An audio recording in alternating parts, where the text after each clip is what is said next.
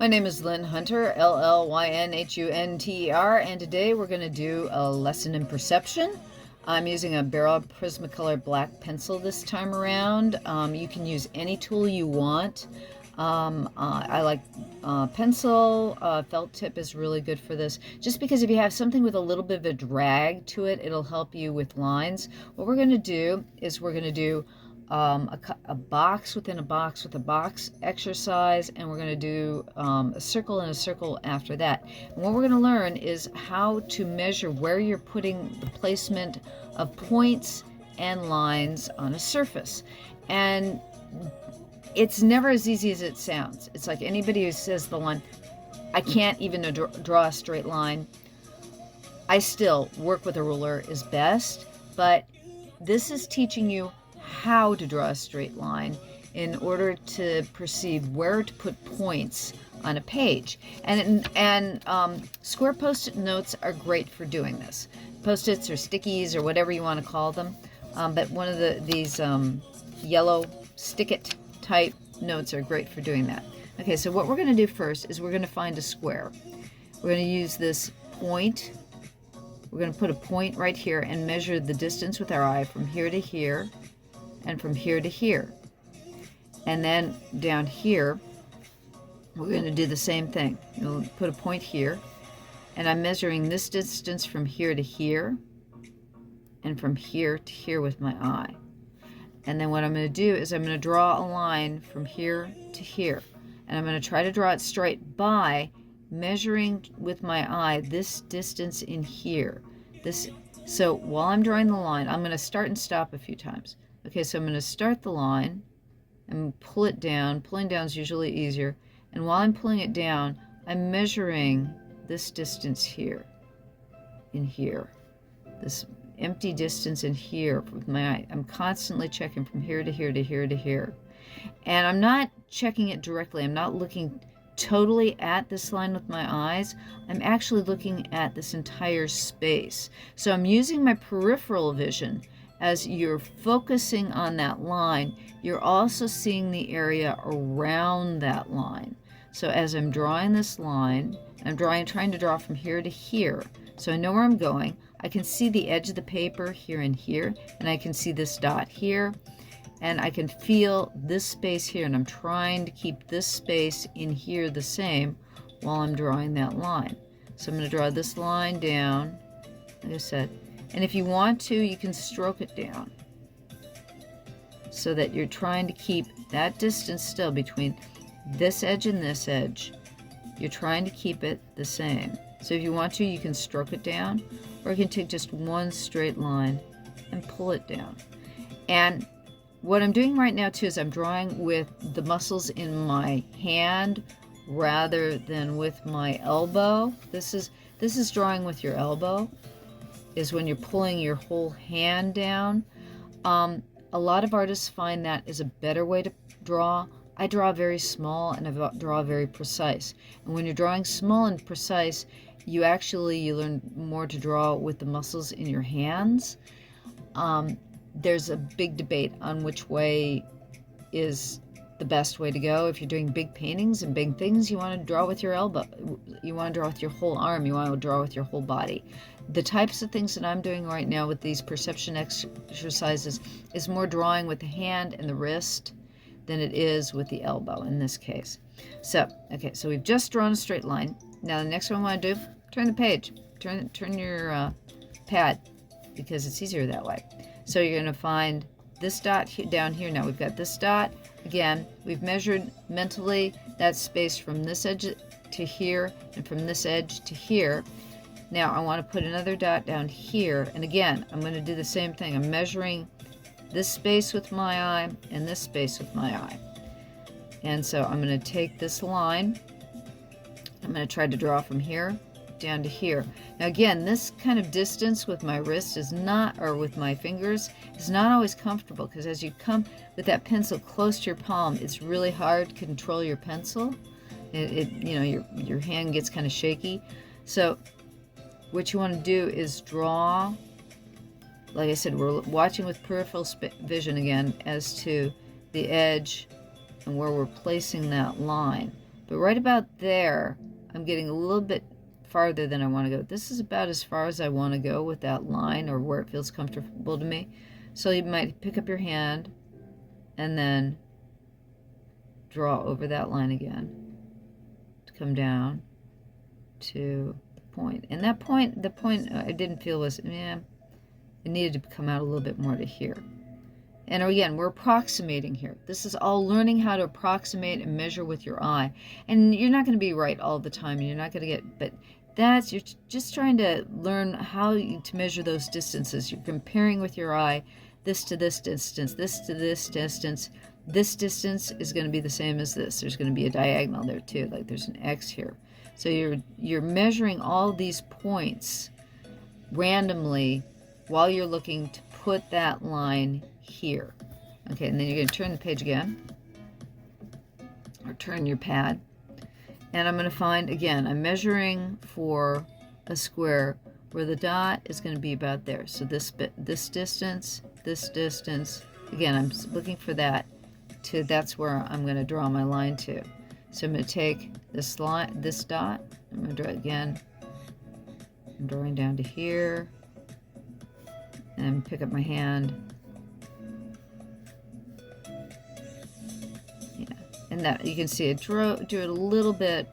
I think I want to draw it in a little bit here, so that's more the where I want to be. Turn the page again. We'll see how close we came after drawing all those four corners. And sometimes this is a way, if you want to get your line straighter, is by picking your pencil up, dropping it, pick up, drop it, pick it up, drop it. I often draw like this. It's like, you can tell I put that line, that dot a little bit too far out. That's probably more accurate right there for an actual square. And so now we've got a square within our square, and we've used that outer edge to find where that square is. Now what I want to do is I want to put a square within this square that's using about approximately the same amount of space. So I'm looking at trying to keep this distance here, that diagonal, put that dot there, and again, put this dot probably right about there. So I'm estimating where, like, there's a square there, a square there, and again, I'm measuring this distance as I pull down the line. And I put that dot a little bit far out. It should have been probably a little bit more in there. Turn the page, do the same thing. Figure out where I should put a dot that'll make me a square that's about equidistant from here to here, as in from there to there. And again, I'm measuring from this side to this side, and it looks like, you know, I probably could have pulled this one in a little bit more that direction, or this direction. There, turn it again. And I'm thinking right about there is more where I should have put the dot.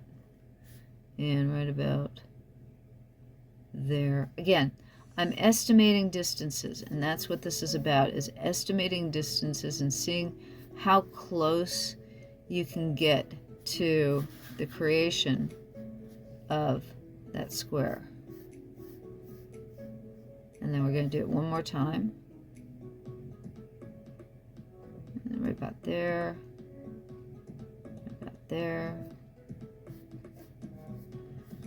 And what this does, like I said, is it helps you develop that an internal feeling of estimation of space. And this is not, you know, I've talked about this in other videos, is that you feel like, oh gee, I'm not supposed to have to be taught how to see.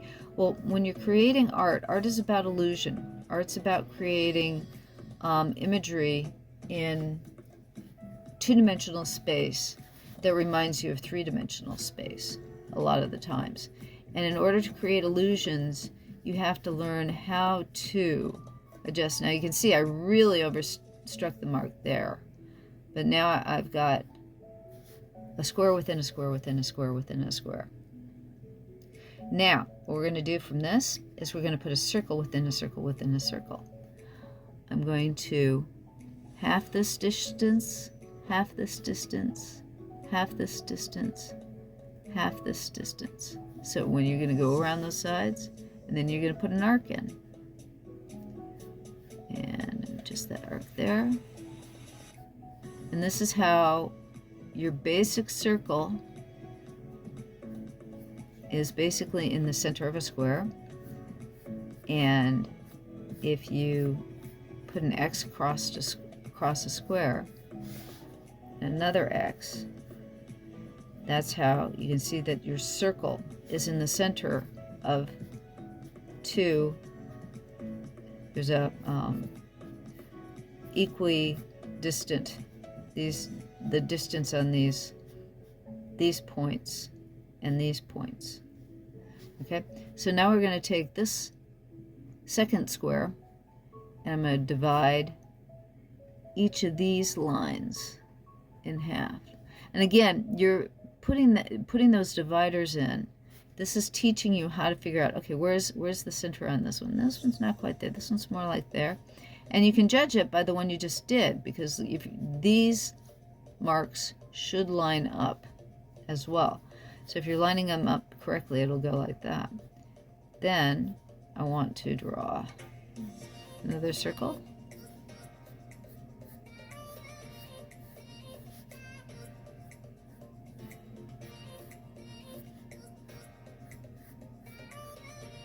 And then we're going to do it just one more time.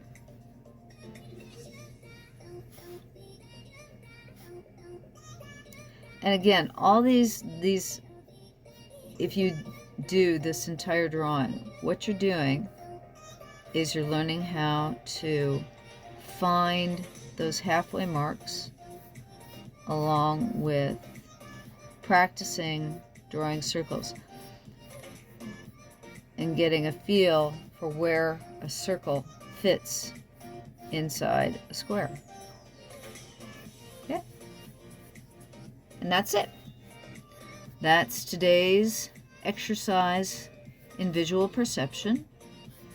And like I said, what this does for you, this is like one of the things that I think is really a shame with a lot of classes now is we do not practice writing skills the way we used to. One of the reasons why I feel that a lot of Asian kids can probably draw better than we can is because they're doing nothing but drawing pictures. They're drawing their letter forms all the time. But anyways, I hope you enjoyed this little exercise in perception, and give it a try. Try some of my other exercises that I've got in my instructional videos on perception. They're really easy to practice. You can do them anywhere. It's a great way when you're wanting to doodle something. You're also working on your visual perception, and this will help in your drawing and help in your writing and help in developing your small hand skills. Okay, thank you very much. I appreciate you stopping by. If you want to join my Patreon, it's Llyn Hunter on patreon.com. So it's patreon.com/Llyn Hunter, no spaces. Anyways, that's about it. Thanks for stopping by. Really appreciate your taking the time. Have a great day.